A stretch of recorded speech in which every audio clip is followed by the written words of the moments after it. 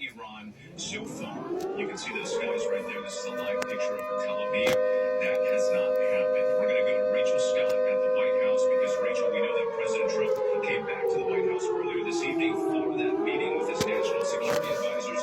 He had put this 2-week deadline on making a decision, but instead carried this out tonight.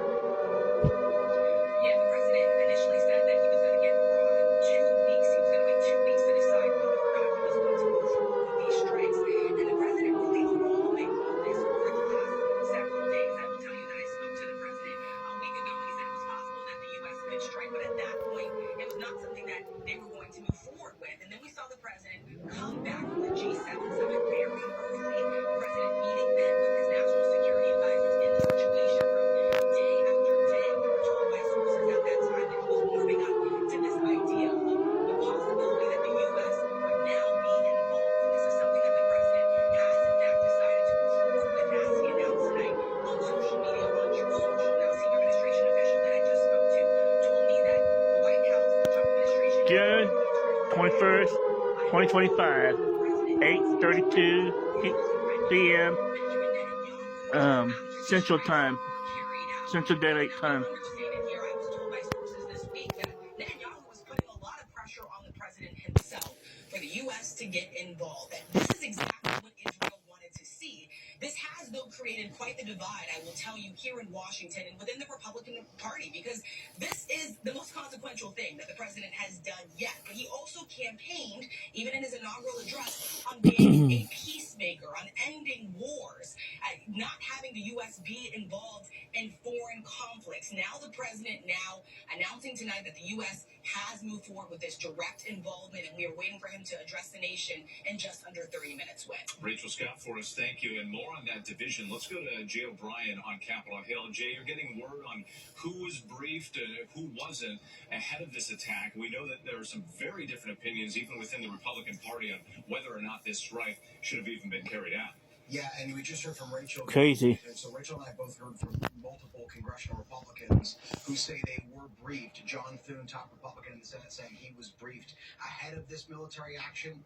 A source close to Speaker Mike Johnson saying the same. We've also learned that Rick Crawford, the top Republican on the Intelligence Committee, saying that he was in touch with the White House ahead of this action. But we're hearing from Democrats at this hour who say they were not briefed until this operation was already underway. Now, there's something called the Gang of Eight. That is the leaders of both parties in the House and the Senate, and then the top Republicans and top Democrats on the intelligence committees in both the House and the Senate. Typically, with an action like this, the Gang of Eight is all briefed at once, either together or separately. This is Oklahoma News Channel 5. But what we're hearing from Democrats in the Gang of Eight, the top Democrats, ABC News. We're watching now. Hakeem Jeffries, the top Democrat in the House, and we haven't heard yet from Chuck Schumer, top You can probably find this in multiple channels in Oklahoma or any other state. He's supposed to be doing a news briefing in probably by 9 to say. So we get the full details then. I'll be back on. They got this heads up, and Democrats saying they didn't. Round 9. Thank you. I want to get back to Ian Panel in Tel Aviv. Ian, we were looking at the live pictures earlier. So far, the skies above Tel Aviv have been quiet, but no doubt many people there are anticipating retaliation in the days to come. Yeah, that's more likely possible, maybe. Since it launched this campaign, the Home Front Command, which basically issues guidelines for how people should conduct themselves, has just upped its state of readiness, its alert level to the fullest, telling people. Guys, just a heads up. Make sure you have plenty of water. Water comes first when you prep for emergencies. Water, then all the other necessary like food and fire. Make sure you have fire, can opener, and stuff like that too. Stuff that you actually need for survival. I was saying earlier, I am prepping now, and we'll get ready to get out of here. Maybe. I can still view all the systems. I'm gonna finish. I got some cameras out. I have to go see what's wrong with them. Essentially neutralized 50% of Iran's capability to 50%. fire missiles. That doesn't necessarily mean the missile stores themselves, but the ability to fire them at Israel. It now has drones over the sky. It controls the skies. It has fighter jets up there. For example, the drone attacks, around 1,000 have come from Iran.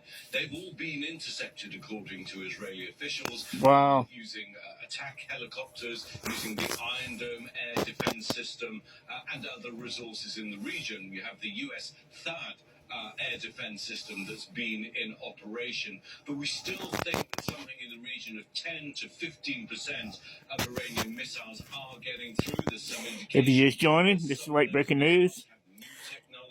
Donald Trump successfully launched 3 so in other words, creating multiple warheads. But yes, I think everyone will be expecting deploys 3 kind of response. But Iran has been on the back foot ever since that audacious attacks on strike by Israel that initiated Iran's missile complexes. The United States has joined in this war. They dropped 3 payloads with the 3 sites. The U.S. military have been helping evacuate U.S. diplomats and their families from Israel. And it safely over the last 24, 48 hours. got out of Iran's airspace, and I think they should be back in America soon, or the staging area, wherever they stage at. And possibly another mission could happen in Iran. When the U.S. killed the head of the Iranian Revolutionary Guard Corps, General Soleimani, there was a direct response. It took a while, took a few days, from the Iranians onto U.S. military facilities. I think it's unlikely that they take this quietly on the chin. We're going to wait and see. Ian, panel for us, thank you. Let's go back to Steve Ganyard, a former State Department official, our ABC News contributor, because, Steve, we've been talking about the U.S. assets in the region, and just going through this list here. Here we go. 2,500 troops in Iraq. We got 9,000 in Bahrain, 13,500 in Kuwait, 3,500 in Abu Dhabi. So and that doesn't even count, the assets, the vessels, and the aircraft carriers on the water. You describe this organization there as really unprecedented right now. Yeah, but I'm trying to go back and figure it out, but I think this is the biggest buildup of U.S. forces in the region since 2003, so 22 some odd years since we haven't seen this much U.S. combat power within the region. So clearly the president wanted to send a signal to intimidate the Iranians. They weren't didn't work. But he's also now got the force in place that if the Iranians come back at the United States, that the U.S. will be able to continue any kind of military action that they deem appropriate. I think one of the things will be interesting when we hear the president at 10 will be what else was used. There are some reports that Tomahawk cruise missiles were used, that they were launched by submarines. We'll have to wait for confirmation from the president on that. And that those were launched at Natanz and at Isfahan. So the only deeply buried targets that the Israelis couldn't do was really the centrifuge halls deeply buried under this mountain in Fordo.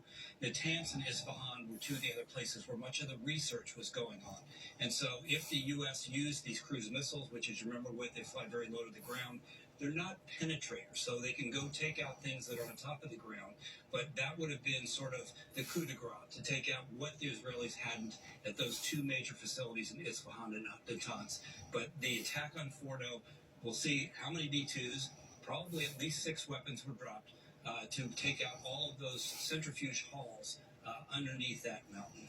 And Steve, if I can just ask you, I think we do have a graph. Wow. I'm not sure if we can pull it up quickly enough that shows some of these bunker busting bombs and how it sort of. Here we go. Hit the images. Ground, these 30,000-pound explosive devices. Crazy. Check this out, guys. About how that would work in this sort of situation and what it specifically needs to get to in the ground. Stealth bomber. Yeah, some people may say, well, wait a minute, the B-2 is a stealth bomber. It goes in where you have very heavy air defenses, where enemy radars will be able to see it. And so why is it being used in Iran when we know that the Israelis have taken down all of the air defenses? That's how it works. That's because this Boom. This hardened penetrator that can go They go to the bunkers. below the ground can only be carried. Okay, the coverage will continue at 9 o'clock. I see you then, guys. Thanks for watching. Only So this is why the B-2s had to go in to use these bunker busting bombs. So the